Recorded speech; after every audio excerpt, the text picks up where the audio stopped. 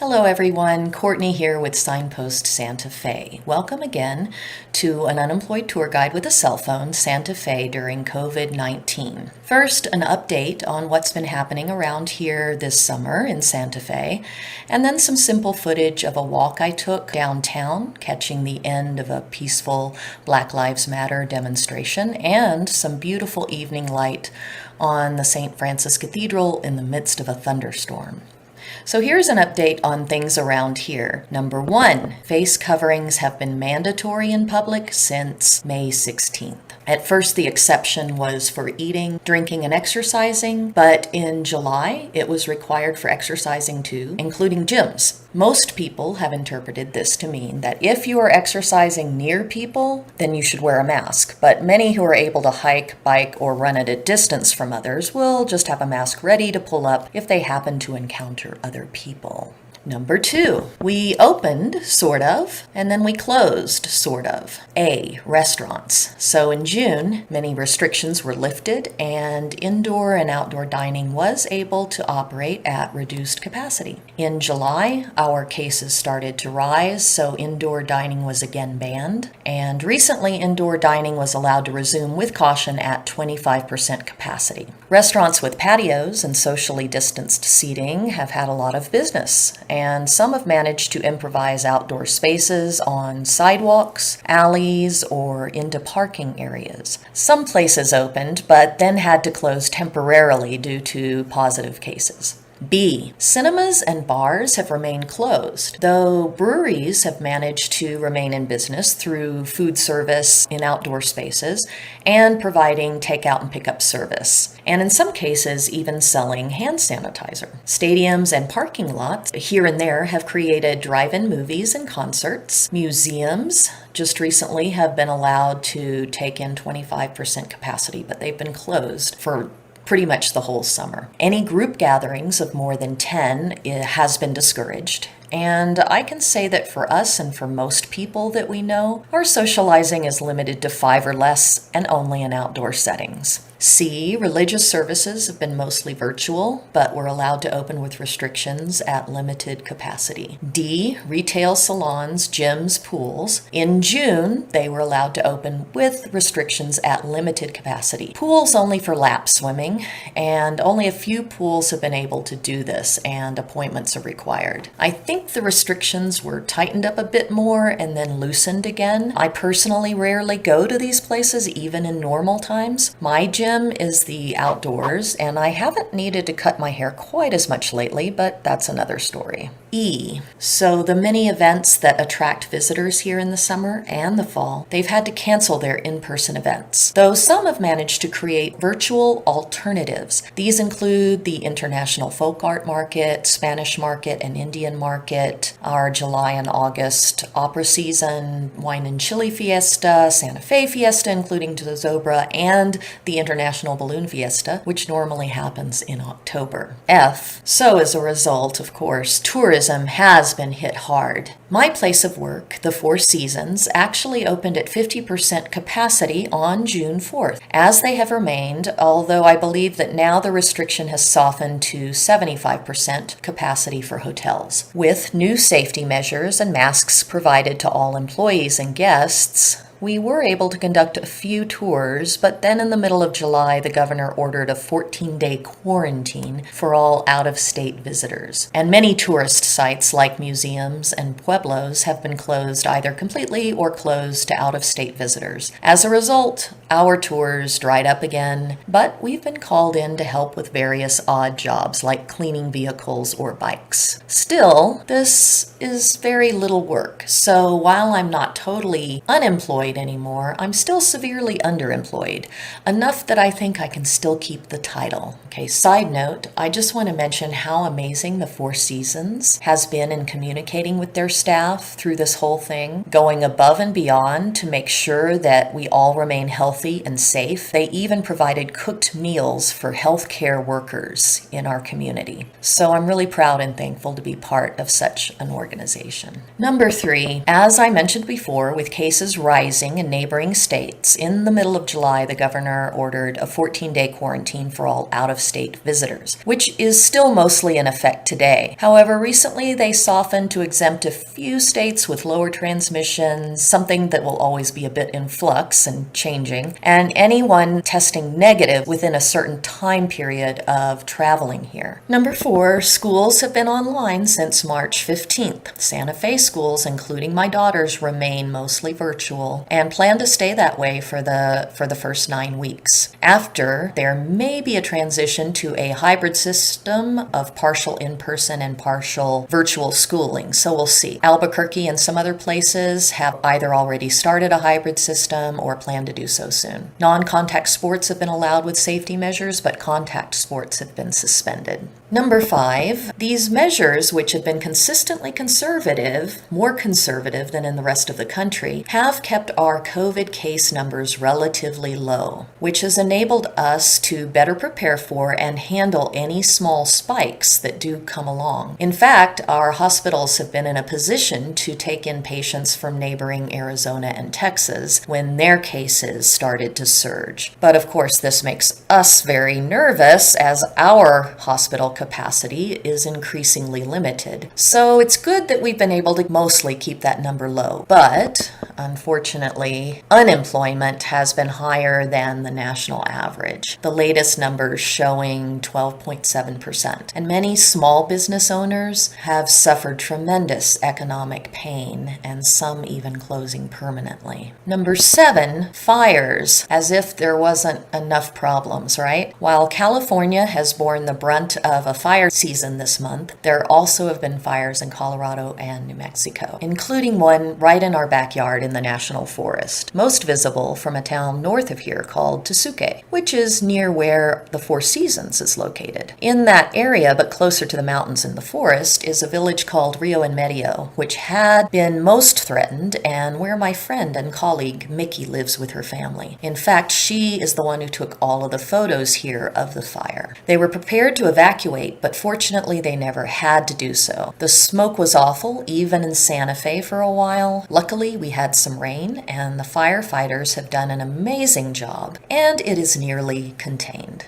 Number 8, regarding Black Lives Matter, while our overall state population is small, just over 2 million, and our percentage of Black residents is also small compared to other states, they do have a presence here, which has been highlighted by all the unrest occurring since the video-recorded killing of George Floyd. It's inspired the Native American community, which is a strong minority here, to speak out and draw attention to their own oppression. And while Confederate monuments around the country have become controversial, so have monuments here glorifying conquistadors, along with U.S. historical figures and wars. Thankfully, these demonstrations have been mostly peaceful, but the infiltration of some of these by outside armed civil militia and other instigators have caused some tragic casualties and damage to some businesses, mostly in Albuquerque. Many businesses boarded up their windows and walls, and then a gallery owner ingeniously came up with Paint for Peace, encouraging artists to paint murals over those boards, which has encouraged a more positive and creative expression of the call for justice. Since many of the retail businesses had to be closed or limited anyway, I guess you could say that's sort of worked out for the time being. So, as you can see, it's been a very strange summer here in New Mexico, including here in the city different, but definitely one for the history books. At some point, I'm hoping to cover issues around public statues, tying that into a general history of New Mexico in a bit more depth. But for today, to accompany some footage of a recent walk I took, I just want to fill you in on one monument in particular. At the center of the plaza is an obelisk memorial that has been there since 1868. There are inscriptions Americans on all four sides, 2 of which refer to Civil War battles fought in the area. Side note, while the Unionists ultimately won the state, for a few days in 1862, Santa Fe was actually occupied by the Confederates before they were forced to withdraw by the Unionists. The south-facing plaque documents the date and purpose of the memorial. The east and west-facing plaques commemorate 2 Civil War battles fought nearby. And then we get to the north-facing plaque. Of course, those early territorial Americans just had to mention their battles with the Native Americans on the remaining north-facing inscription, and it probably didn't help ease tensions that they referred to them as savage. So it's always served as quite a sad reminder of the unfair way that that community has been treated throughout history. In 1974, the word savage was chipped out by an unknown protester, and the city saw fit to leave it that way. I've always shown this to visitors to illustrate the changing views over time, as well as to demonstrate the controversies and the history of dissent in this area. The monument is leaning to the south. Yeah. Because in the 70s, there was a guy who knew about the time capsule. Yeah. So he heard it was on the south side. So he started digging a hole right here. Okay. And he dug for 3 days. Yes. Before the town founders were like, "What are you doing?" Yes. And you need to fill it back up or you're in trouble. All right. He filled it back up. Yeah. But he didn't do it right. So ever since then, the freeze thaw. It is a little, yeah. It's completely out of plumb. Yeah, it is a bit leaning. By Uncle Leo here busking. Hello, Uncle Leo. So I know a lot about this. This is the center of our plaza life for years. Yeah. But we've always known it's been an insult to the indigenous. Yeah. The thing about this monument is it's 1868. So it was put up right after the Civil War by the territorial people in charge, who spent quite a bit of money in those days to build it out of this kind of limestone. Right. They said they quarried this limestone from Lamy, New Mexico. Recently, there was a peaceful protest led by members of the indigenous community calling for the removal of this monument. The mayor spoke at this event, and the city government had even decided to ultimately remove the monument, possibly with the intention of replacing it with something more unifying. In fact, the previous night they had made some attempt at removing it, but it proved to be more difficult than they expected. This way. So they vandalized, the city tried to take it down, and in the progress, They did several pieces of damage to it. Yeah. The top corner is broken now. Yep. And there are new drill holes into the 3 monument plinths. Yeah. But the true thing is this monument is 168-year-old concrete. Yeah. 168-year-old, 152-year-old masonry. Yeah. Gravity, metal pins. Yeah. So it's hard to remove. It's a little hard to remove. Yeah. Back to the protesters. They drew attention to the fact that Santa Fe was built upon the sacred remains of an ancient ancestral pueblo, Ogapoge, a fact which often gets obscured or overlooked in typical New Mexican history. They ended their gathering by creating a giant group art poster featuring handprints to erect at the monument. However, overnight, someone did, in fact, deface the monument. The city power washed it, which I've heard may have actually damaged the sandstone, and it was vandalized again. Finally, the city found a temporary solution of boxing it up with plywood to provide a canvas for artistic expression. So, as you can see, as charming a town as Santa Fe is often seen to be, it too has also not been untouched by the unrest in the country. Possibly the lack of a big tourist season coupled with unemployment is also allowing more time and space for many locals to come out and voice their opinions, even if they happen to clash with one another.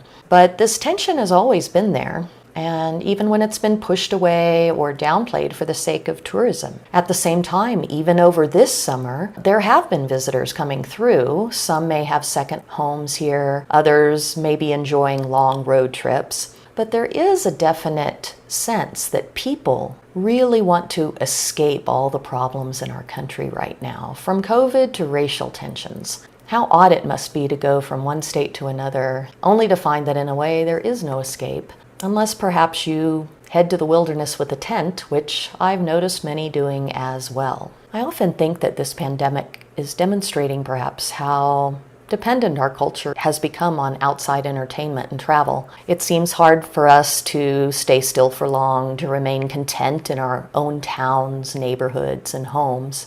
Although this was how most of humanity lived most of their lives before the Industrial Revolution, I do feel lucky that I happen to appreciate this place where I live, in spite of its many imperfections. I appreciate the space, the lack of congestion and traffic, the dry climate when there's no smoke, the mountains, the canyons, the forests, and the light. It was the light that was the showstopper of a walk I took downtown last month. A refreshing rainstorm had just occurred, and I wanted to catch the end of it along with the end of a BLM demonstration on the plaza. I also wanted to see what had developed with the boards covering the monument. What I discovered was that even in the midst of a dystopian scene of people expressing their discontent, everyone wearing masks and giant light board signs reminding them to do so, there is still hope. And there is still beauty. And that dramatic light of a brilliant post-storm sky in New Mexico, that is a light that still illuminates everyone and everything equally with its brilliance.